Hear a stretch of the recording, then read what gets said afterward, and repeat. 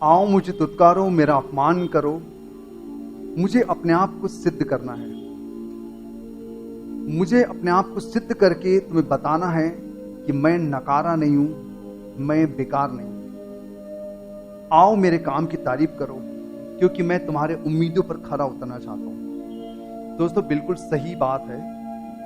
आपकी कोई तारीफ करे या बुराई करें, सम्मान करें या अपमान करें, आप में वो जज्बा होना चाहिए कि आपको कुछ करके दिखाना है।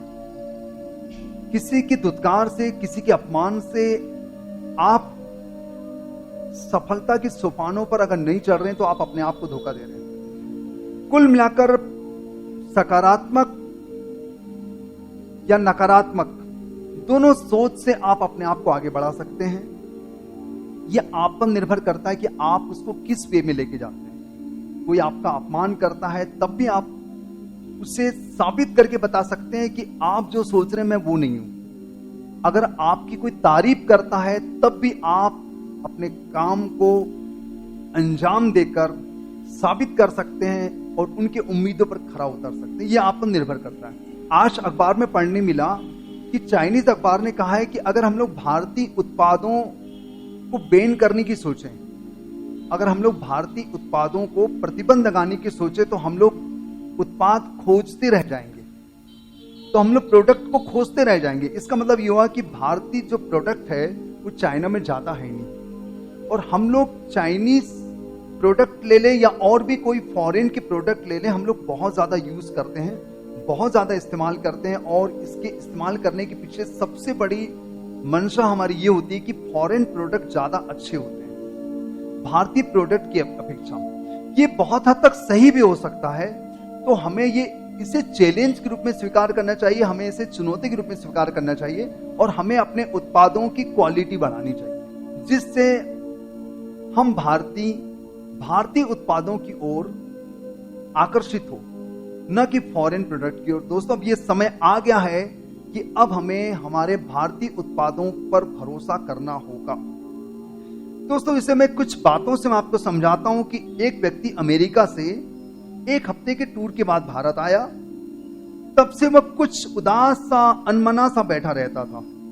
उसके मित्र ने उससे पूछा, भाई क्या हो गया? अमेरिका से आने के बाद तुम एकदम चुप हो गए हो, कुछ बोलते नहीं हो, तुम्हारी हंसी एकदम गायब हो गई है, तुम किन ख्यालों में डूबे रहते हो?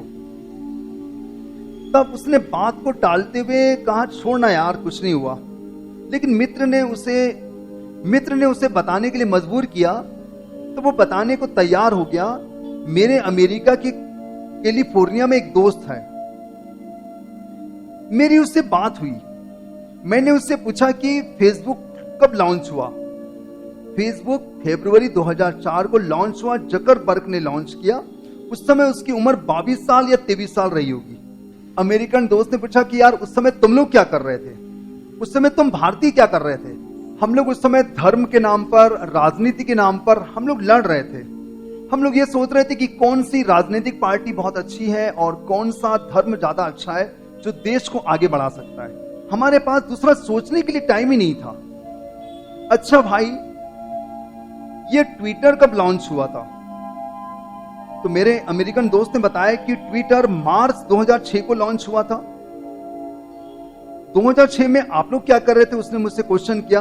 तब मैंने बताया कि भाई हम लोग विचार कर रहे थे कि कौन सा राजनीतिक पार्टी बड़ी है, कौन सा धर्म बड़ा है, कौन सा छोटा है, और कौन सा धर्म या कौन सी राजनीतिक पार्टी हम इंसान को आगे बढ़ा सकती है। हम लोग इस पर विचार कर रहे थे, क्योंकि हमें दूसरा सोचने के लिए हमारे पास समय नहीं था और हम लोग समय निकालना नहीं चाहते थे। अच्छा भाई, व्हाट्सएप कब लॉन्च हुआ? उसने बताया फरवरी 2010 को लॉन्च हुआ। तो आप लोग 2010 को आप लोग क्या कर रहे थे, मेरे अमेरिकन दोस्त ने पूछा। तो उसने कहा कि कुछ नहीं, हम लोग रैली निकाल रहे थे, हम लोग रेल की पटरियां उखाड़ रहे थे, और हम लोग कुछ इस प्रकार के झगड़ों में पड़े हुए थे जो अनप्रोडक्टिव था। हम लोगों को पीट रहे थे, हम काफी व्यस्त थे अपने देश को बचाने के लिए। हमारे पास अलग सोचने का बिल्कुल समय नहीं था। आप विकसित देश वाले ये सब कैसे सोच लेते हैं, कैसे कर लेते हैं? तब उसने बताया कि हम लोग ये सब कुछ स्कूल के समय से करते आ रहे हैं। हमारे शिक्षक, हमारे पेरेंट्स, हमारे दोस्त ये सब काम करने में हमें प्रेरित करते हैं, हमें ये सब काम करने के लिए हमें प्रेरित करते हैं। तब मेरे अमेरिकन दोस्त ने कहा, माइक्रोसॉफ्ट कंपनी के जो सीईओ है वो है सत्या नडेला, जो कि एक भारतीय है।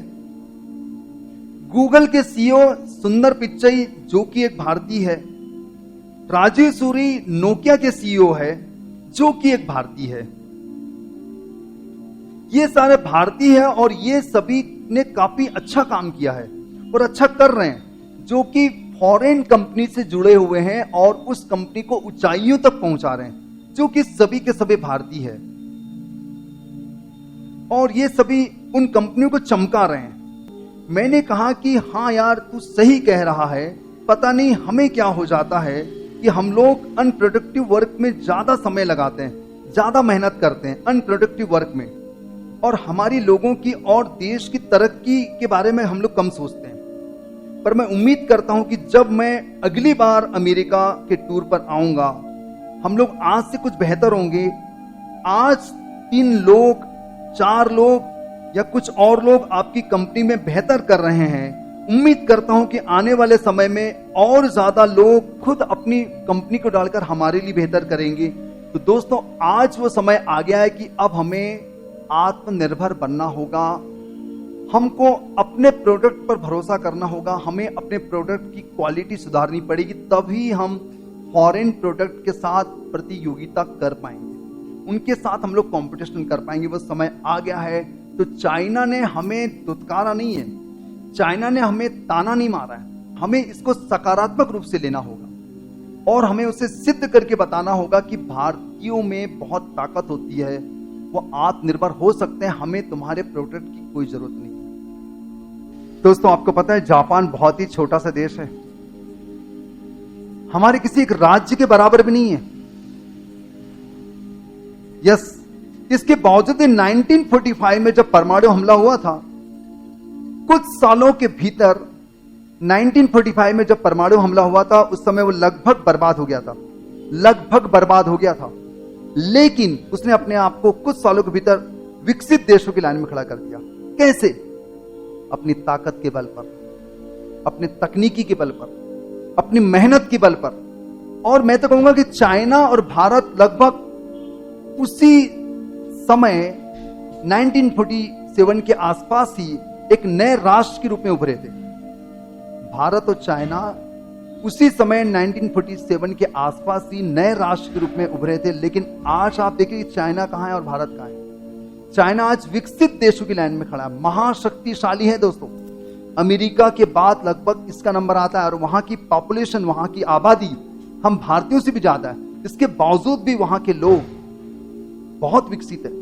तो क्या हम लोग नहीं कर सकते? ऐसी कौन सी कमी रह गई है, ऐसी कौन सी बात रह गई, ऐसी कौन सी कमियां हैं जो भारत को आगे बढ़ने से रोक रही है? हमें इस पर विचार करना होगा। हमें सोचना होगा कि हम अपने भारत को कैसे विकसित देशों की लाइन में खड़े कर सकते हैं। और यहां की गरीबी, लाचारी, अशिक्षा, ऐसी बहुत सारी समस्याएं। भारत को अगर समस्याओं का अजायब घर कहेंगे तो अतिशयोक्ति नहीं होगी। इतनी सारी समस्याएं हमारे देश में, एक समस्या खत्म होती है दूसरी चालू हो जाती है। तो हमें सोचना है, हमें ये सोचना है कि प्रोडक्टिव वर्क कैसे कर सके, अनप्रोडक्टिव वर्क पर हम लोग कम ध्यान दें। इसी प्रश्नवाचक वाक्य के साथ मैं अपना वीडियो यहीं समाप्त करता हूं।